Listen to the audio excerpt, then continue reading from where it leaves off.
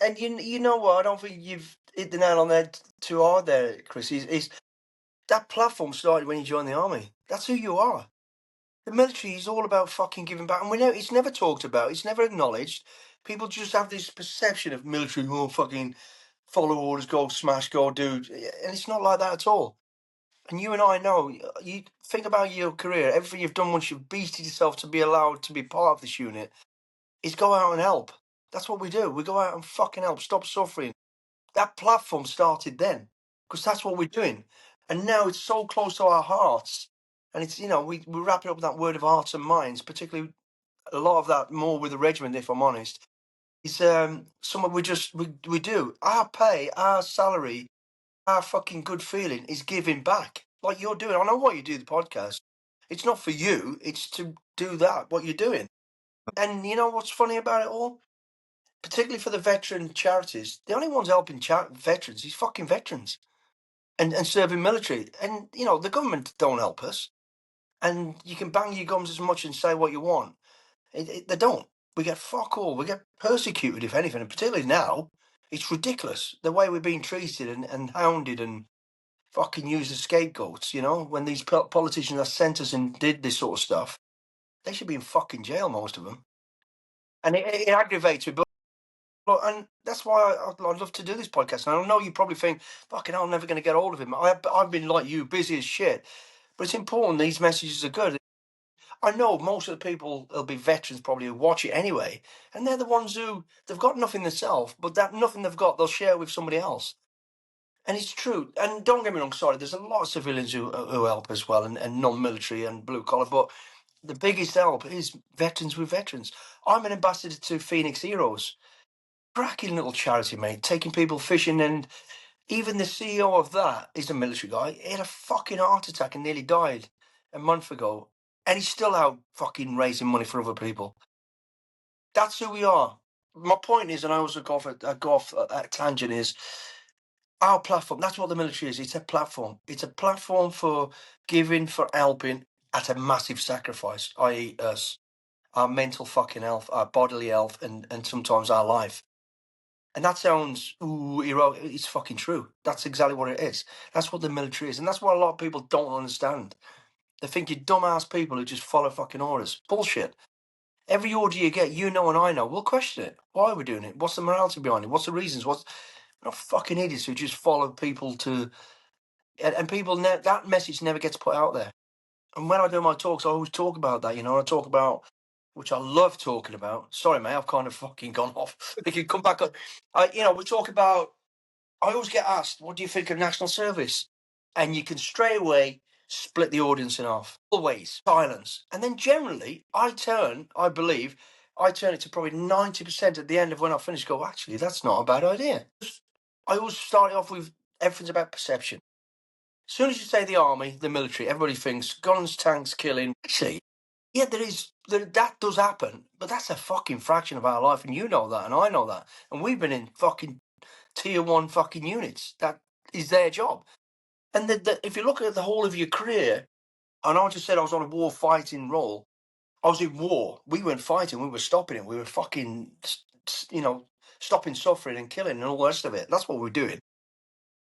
So I always talk about, should we have national service? Oh, I always get asked, and I thought a lot about it. And I always say, yes, we should.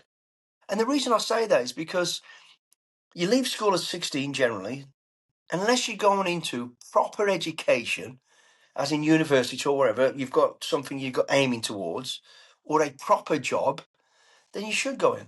You shouldn't be on the dole. You shouldn't be sitting around with no fucking idea what to do.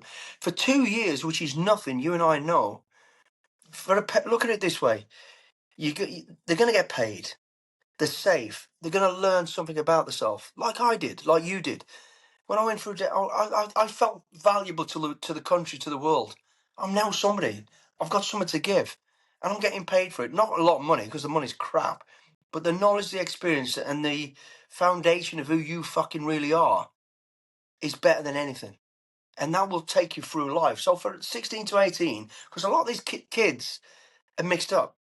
They don't know if they're a cat, a human, or what the fucking are, half of them. It's mental. You know, without being derogatory, it's confusing to these people. It's not their fault. It's the system. The education system's not the best anymore. So I think so. To go into the military, there's, for the young kid, one, you're getting paid. Two, you're going to be taught something. I always say we should open up national service to every wing of the military except for the infantry. For young kids. So they go in there, they learn engineering, they learn to be a doctor, they learn to be a vet, they learn to be technician, they learn to be a REME. There's these great skills, and we've got the best in the world because we have. So we've got all these skills these young kids for 2 years can learn. Of course, you're going to have to learn initial how to handle a weapon, there's nothing wrong with that, how to do unarmed combat. That's great. And then you learn for the rest of the 2 years this skill. You're getting paid for it, you're getting great knowledge, skill set, you're finding out who you are. You're building camaraderie, you're learning about the environment, you learn about each other, which you don't really do in school because you're living and breathing together. And then, and they can have weekends off, they can do this, they can have more contact with the parents, not like we did. So that's how it should be. So for the parents, you know where your kid is for 2 years, they're not in the streets getting into gangs and going to get stabbed. So you feel safer. They're getting an education, they're getting money. We've got so many massive establishments around the country, and I've drove a load past old military bases. You look and go, wow, look at that piece of land, look how beautiful that is. It would cost a fraction of what they're giving away to everybody else to do them up, reopen them. We've got so many veterans that are suffering. All like you and I've got 27 years of military experience, not just all warfighting, but other skills that I've learned, personal skills, protection skills, that I could be teaching. It gives me another job. I've got a job now as a veteran to go and teach these young kids. So all of the ex-engineers, ex-REME guys, ex-medics, ex-signalers who sit and twiddling their thumbs and going mad in their own head because the country's the way it is, would have a job. So it works for everybody. And the other thing is, if you think about this, and I often do, and I did last night because I didn't get home till 12:30 last night because of roadblocks and shit.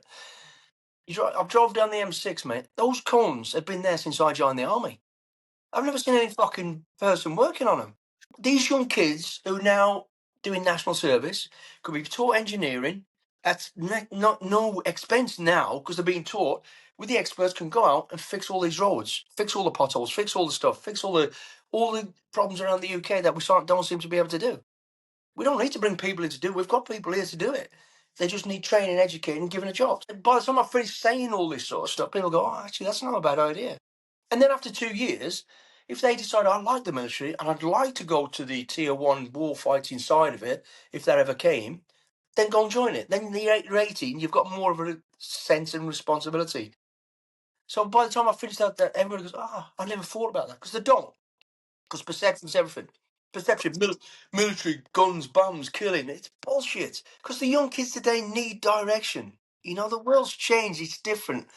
You can say it's softer. It's softer. Fucking is softer. Fucking bullets, bombs, and knives, and that's what used to hurt us. Not a fucking word. People have a breakdown because they've heard a bad word. It's nonsense. It's utter bullshit. It's got to be stopped. That's got to stop. And it comes down to parenting at the end of the day.